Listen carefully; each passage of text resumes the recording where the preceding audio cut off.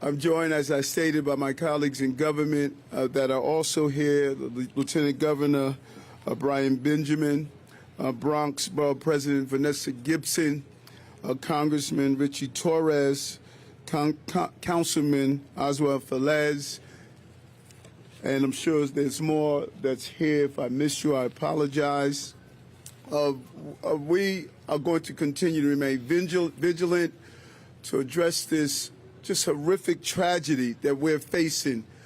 The ME modified the numbers of those who lost lives. We have 17 lost, 9 are adults and 8 are children. This is really an evolving crisis.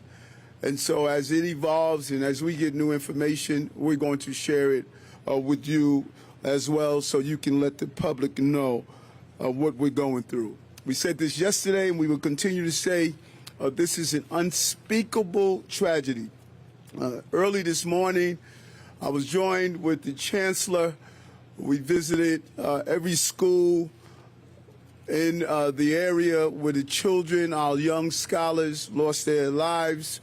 We sat down with the principal and the teachers and just wanted to have a private moment to let them know that we are here to support them as they go through this tragedy. They shared just personal notes of these children, and it was something that we heard universally about each child that we lost is how much they smiled, how much they brought life to the school.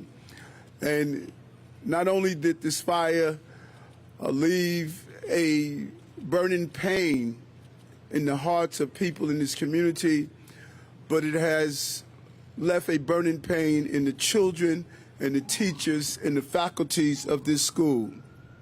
We will support these schools in every way possible in the coming months. Educators, students, staff, all of them realize that they're going through a traumatic moment, and we want to be here for them. And it is clear that these families and the entire community is receiving support from across the country.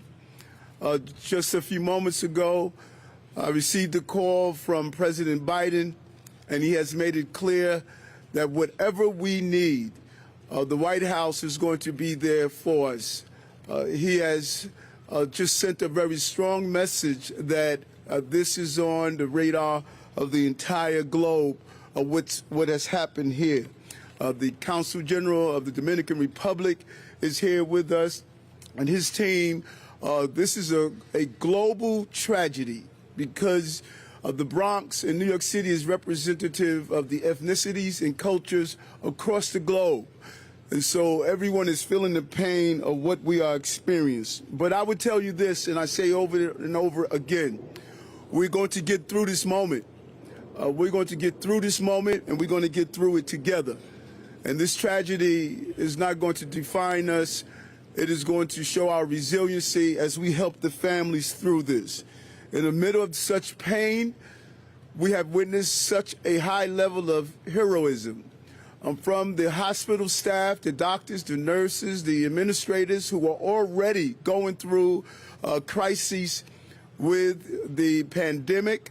But we also witness a high level of heroism through those first responders, the EMS, the firefighters. I would say this over and over again, watching them go in the building, even without having a full air tank, still pushing through the dark smoke and rescuing families in this building. Our firefighters as first responders really showed why it is imperative to give them the support that they need. And I want to thank Commissioner Nigro for just really leading this charge yesterday, being out here throughout the day, leading his men and women to do what was needed to save as many families as possible. And to every grieving family, 8.8 million New Yorkers see you as their family members, and we are here together to push through this. And so some clear messages we want to send. One, for those who want to help, please do not drop donations off the fire stations or EMS stations. Let them do their jobs. There are real outlets. Our elected officials are here. You can just drop them off at the offices or other facilities that we will put in place if you want to do so. If you want to help financially, we have the Mayor's Fund to Advance New York. Every dollar raised will go directly to the family members that are involved. So this way we can help families in a real way. And if we take one message from this that Commissioner Nigro has mentioned several times, close the door. Close the door. That was embedded in my head as a child watching the commercials over and over again. We're going to double down on that message. My conversation with the Chancellor this morning, we're going to send out communications to all of our schools and state that we want our children to receive the same level of reinforcement. Muscle memory is everything. And if we can drill that in, we can save lives by closing the doors, not only in the city, but across the entire globe. This painful moment can turn into a purposeful moment as we send the right message of something simple as closing the door. And we want to really thank all the community's leaders that are here in this community, a member of the African diaspora, and recognizing some of the communication gaps, building those bridges, having the community come together as a whole to make sure that we provide the services that are needed for this community to get on the road of healing from this devastating event. No one wants to hear about the loss of life, and that is even more impactful when that loss consists of children of this level and this magnitude.